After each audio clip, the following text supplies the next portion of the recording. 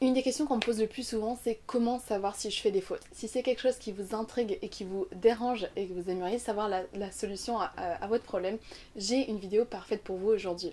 Je vais vous donner 3 astuces, 3 méthodes pour savoir si vous faites des fautes en anglais et pour vous auto-corriger.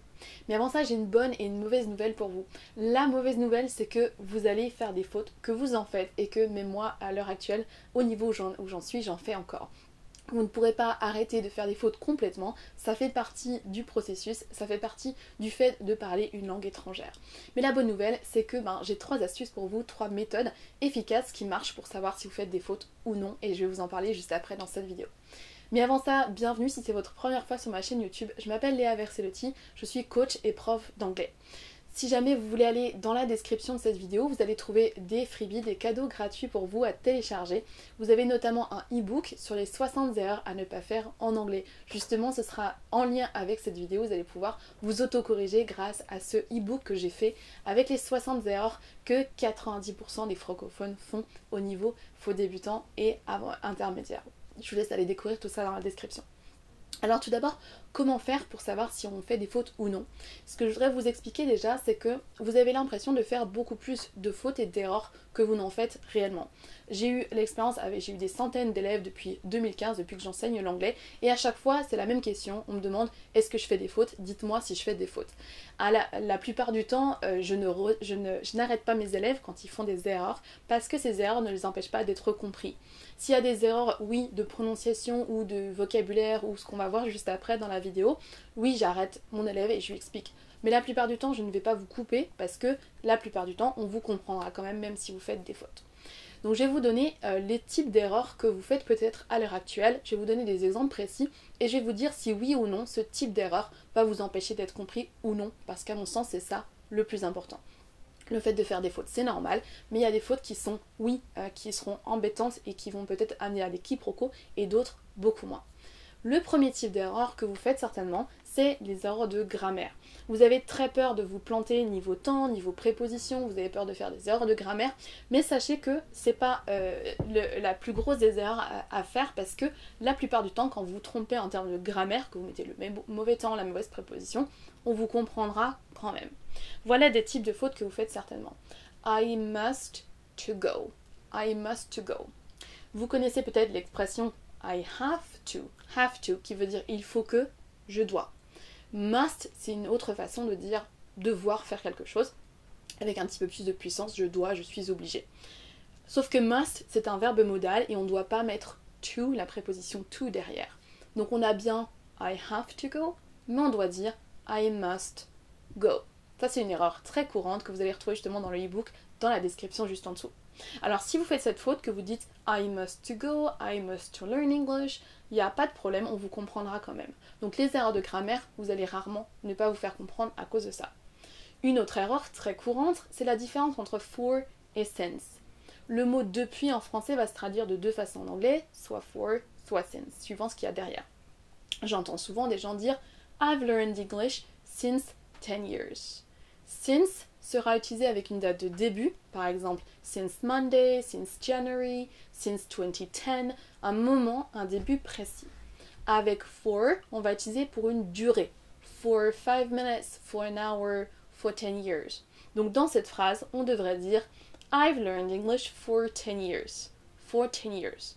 Si vous vous trompez ici, on vous comprendra quand même. Avec le contexte, il n'y a pas de souci, on comprend ce que vous voulez dire. On a un type d'erreur avec les temps, par exemple. Vous allez souvent mélanger le present perfect et le prétérit. Par exemple, la phrase Yesterday, I've made a cake. C'est normalement faux. Avec le mot yesterday, qui veut dire hier, on va utiliser un prétérit. Dans cette phrase, il faudra dire donc Yesterday, I made a cake. Là, pareil, si vous vous trompez, que vous mettez le mauvais temps, on vous comprendra quand même. Dernière faute de grammaire que vous faites peut-être, c'est le fait de mettre un for devant un verbe pour dire pour faire, pour voyager, pour apprendre, pour progresser. Vous dites peut-être à l'heure actuelle I want to improve in English for to travel. For to travel. Il n'y a pas besoin de mettre for ici, on a tout simplement à mettre le to pour dire pour plus un verbe. Donc dans cette phrase, on devrait dire I want to improve in English to travel, pour voyager, dans le but de voyager. Là, c'est une erreur courante en anglais que vous allez aussi retrouver dans le e-book juste en dessous. Si vous faites cette faute, en rajoutant donc for, on vous comprendra quand même. Comme je vous l'ai dit, la plupart des erreurs de grammaire, 99% du temps, ne vous empêcheront pas d'être compris. Et c'est souvent ça qui vous angoisse le plus, alors qu'en fait, les erreurs à être vigilant, c'est plutôt la suivante que je vous dirai juste après. Alors attention, il y a en effet quelques petits points de grammaire où, si vous vous plantez, c'est embêtant parce qu'on ne vous comprendra pas. Comme par exemple la différence entre I'm interested et I'm interesting. Si vous dites I'm interested, vous dites je suis intéressé. Si vous dites I'm interesting, vous dites je suis intéressant. Si vous voulez dire à quelqu'un ton offre, le sujet dont tu parles m'intéresse et que vous dites oh I'm really interesting, vous dites je suis intéressant au lieu de dire je suis intéressé. La même chose quand vous dites I'm annoying, qui veut dire je suis embêtant, je suis gênant, je suis pénible en gros. Alors que quand vous dites I'm annoyed, là vous dites je suis fâché, je suis énervé, je suis embêté. Donc attention à la différence entre ing, interesting, et ed, interested. C'est la même chose pour it's motivating, c'est motivant. I am motivated. C'est pas du tout la même chose. Donc là oui, en effet, sur ce petit point de grammaire là, et il y en a quelques-uns d'autres que vous retrouvez dans l'e-book, il y a un petit problème si vous plantez de grammaire. Mais la plupart du temps, on vous comprendra quand même si vous faites des fautes de grammaire. La partie numéro 2, des fautes que vous faites peut-être à l'heure actuelle et qui là oui vous empêcheront parfois et souvent d'être compris, c'est la prononciation. On peut avoir du mal à vous comprendre quand vous prononcez mal le son d'un mot. Par exemple, l'oubli du H en début de mot, si vous dites hello au lieu de dire hello, ou hotel, here, ou house, au lieu de dire here, hotel, house. Le H en début de mot ne se prononce pas en français, mais il se prononce en anglais. Ça vous paraît tout bête et pas grand-chose, mais si vous ne le prononcez pas en anglais, on aura du mal à vous comprendre. C'est la même chose pour si vous ajoutez un H alors qu'il n'y en a pas. Par exemple, I am French, qui devient I am French. Là, vous rajoutez 2 fois un H alors qu'il n'y en a pas. Ça vous paraît pas grand-chose, mais ça change le sens du mot. Si vous dites I'm French, vous dites je suis français. Si vous dites I am French, vous dites bonjour, jambon français. Donc ça n'a plus aucun sens. Donc oui, un H de différence, qu'on l'oublie ou qu'on en rajoute un s'il n'en faut pas, ça change complètement le sens de votre phrase. Ensuite, on a le son TH qui pose beaucoup de problèmes aux francophones parce que c'est un son qui n'existe pas en français. Il y a 2 sons TH. En anglais, on va faire 2 exemples. Think et that. C'est un son où votre langue va être au niveau de vos dents et elle va sortir légèrement de votre bouche. C'est un son qu'on ne maîtrise pas en français parce qu'on ne l'a jamais fait nous-mêmes, on ne l'a jamais prononcé, on ne sait pas le prononcer quand on est français parce que c'est un son qui n'existe pas chez nous. Et c'est un son qu'on n'a jamais entendu, donc on a du mal à repérer lorsqu'on est francophone parce que c'est pas un son qu'on a beaucoup entendu si on n'a pas été exposé à l'anglais. Donc c'est un son qu'on a du mal à reproduire. Souvent pour le son de think, des choses comme ça, on va le remplacer par le son français le plus similaire qui est un son S. Au lieu de dire I think, et là vous voyez que ma langue sort de ma bouche, think, qui veut dire je pense, on va souvent dire I think. Là ma langue reste dans ma bouche et j'ai un sourire, alors que le think, la bouche n'est pas aussi ouverte. Si vous dites I think, vous dites je coule, je suis en train de couler, alors que si vous dites I think, vous dites je pense. Donc vous voyez que la prononciation, si vous prononcez le mauvais son, on va avoir parfois plus de mal à vous comprendre. Alors que la grammaire, c'est beaucoup moins problématique. On avait donc la grammaire, la prononciation, maintenant on va voir l'intonation. C'est quelque chose que vous avez peu conscience et dont on parle peu en France, malheureusement. L'intonation au mauvais endroit, ça va vraiment avoir une incidence sur le fait que vous allez être compris ou non. La prononciation, c'est une première chose, c'est les sons, et l'intonation, c'est une deuxième. Si vous avez la mauvaise intonation, ou vous n'en avez pas du tout, on va avoir du mal à vous comprendre. L'intonation, c'est quelque chose qu'on n'a pas du tout en français. Quand on parle en français, on va parler de façon plate, on va dire bonjour, je m'appelle Léa, on va pas dire bonjour, je m'appelle Léa. C'est des choses qui existent dans d'autres langues étrangères, comme par exemple en espagnol, il y a une intonation, en anglais et dans d'autres langues comme le chinois par exemple. En anglais, sachez que les mots qui ont 2 syllabes ou plus vont être accentués, ils vont avoir une intonation, une accentuation sur une syllabe. Il y a une syllabe qui va ressortir plus que les autres, qu'on va prononcer plus fort, plus longtemps que les autres. Un exemple tout concret avec le mot O qui se prononce water, water. Ça c'est l'accent américain, on peut aussi le prononcer water pour l'accent britannique et dans d'autres accents, on va le prononcer légèrement différemment. Mais dans tous les accents anglais, on va toujours prononcer la première syllabe plus fort, plus longtemps que la deuxième. On ne dit pas water, ni water, comme on le dit souvent en français, mais water, water. La première est est prononcée plus longue et plus longtemps que les autres, avec plus d'intensité. On a la même chose pour hotel, hotel. On ne dit pas hôtel en anglais, on va prononcer plus la deuxième syllabe. L'accentuation ici est sur la deuxième syllabe. Sister. Vous voyez que je ne dis pas sister, mais sister, sister. La première syllabe là est prononcée plus forte, plus longtemps que les autres. Donc ça, si c'est quelque chose que vous ne connaissiez pas et que vous ne faites pas vous-même, peut-être que vous le faites de façon intuitive, mais au niveau faux débutant, généralement on a du mal à penser à l'intonation.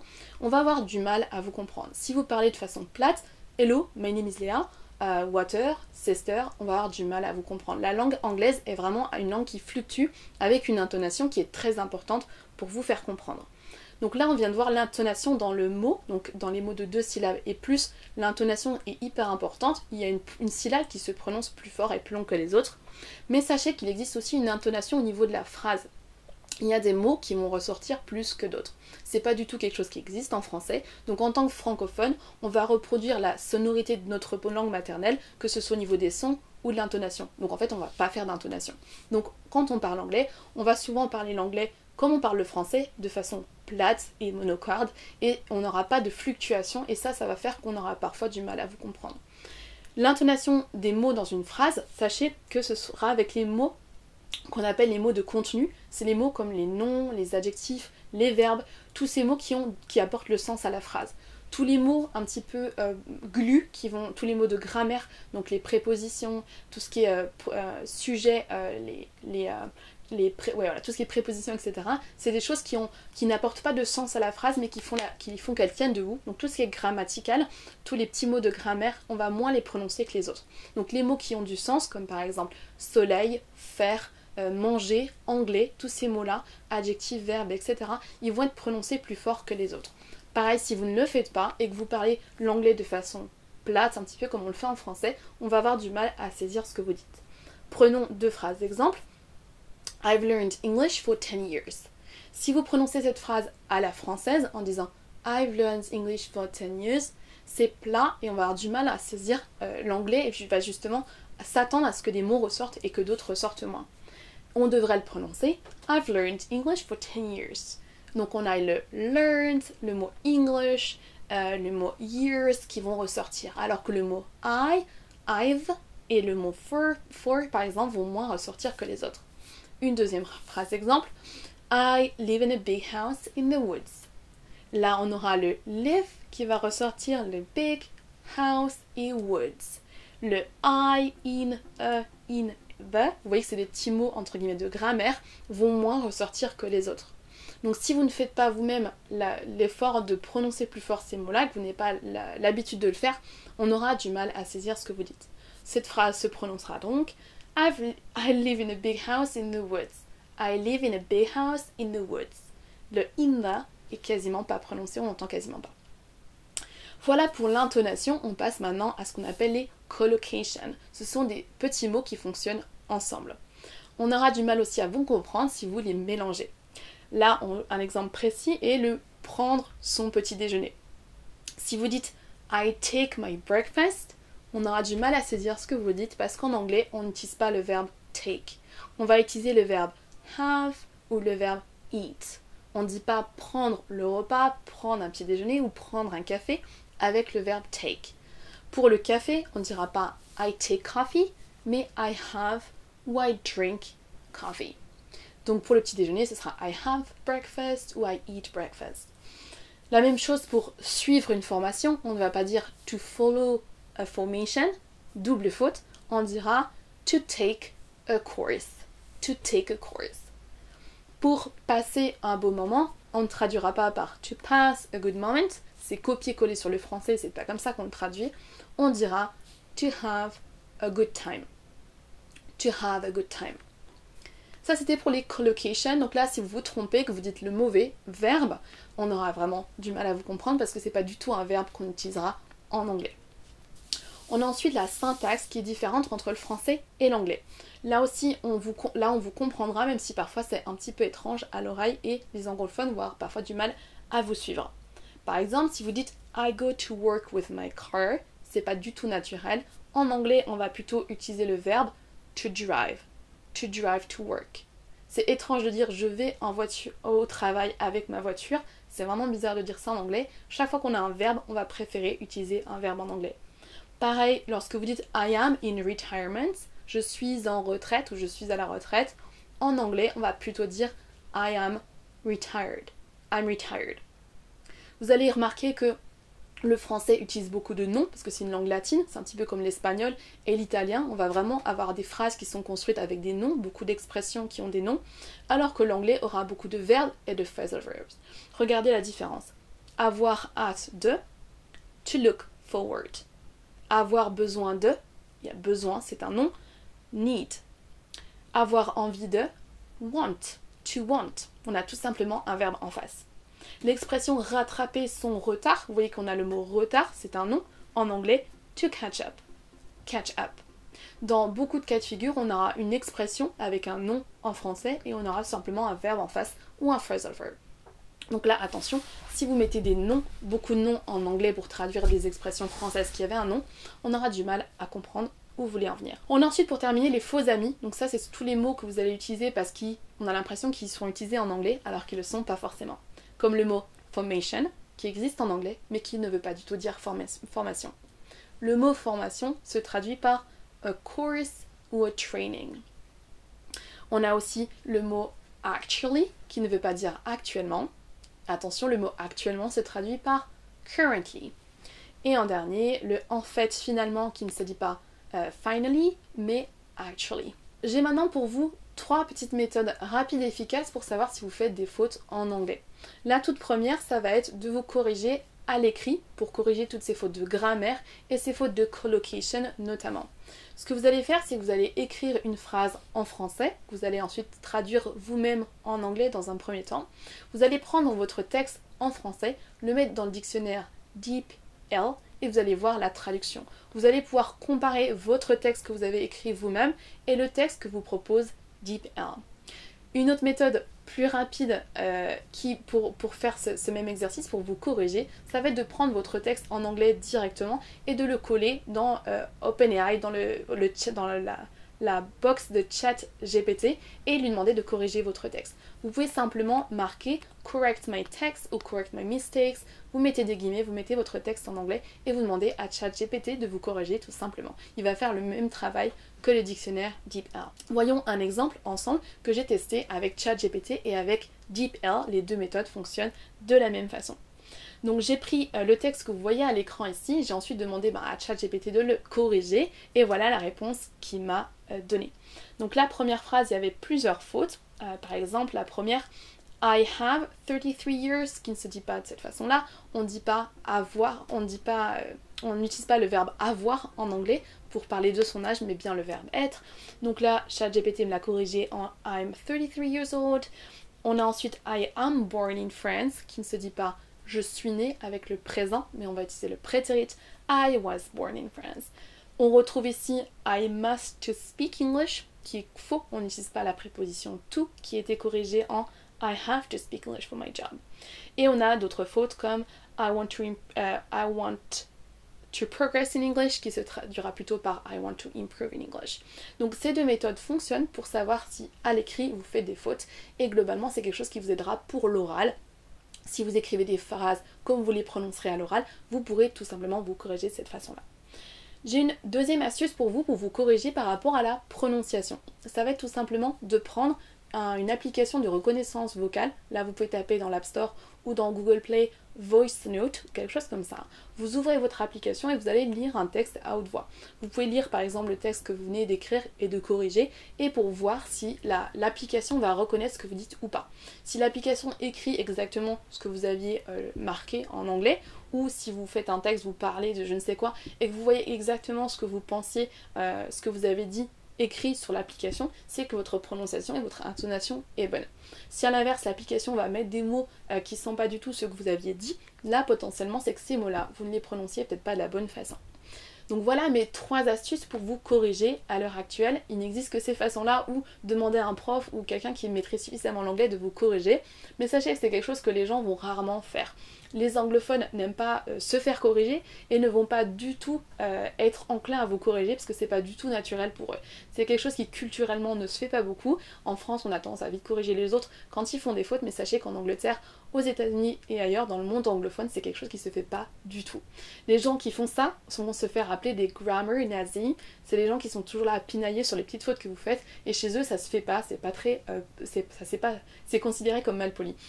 Donc ne vous attendez pas à ce qu'un anglophone vous corrige, souvent ça va pas être le cas, ils vont pas du tout avoir le réflexe de le faire. J'espère que cette vidéo vous a plu et qu'elle vous aidera à vous auto-corriger en anglais. Si vous voulez carrément aller beaucoup plus vite, allez télécharger mon e-book gratuit dans la description sur les 60 erreurs à ne pas faire en anglais. J'y ai sélectionné les 60 erreurs les plus couramment faites par les francophones.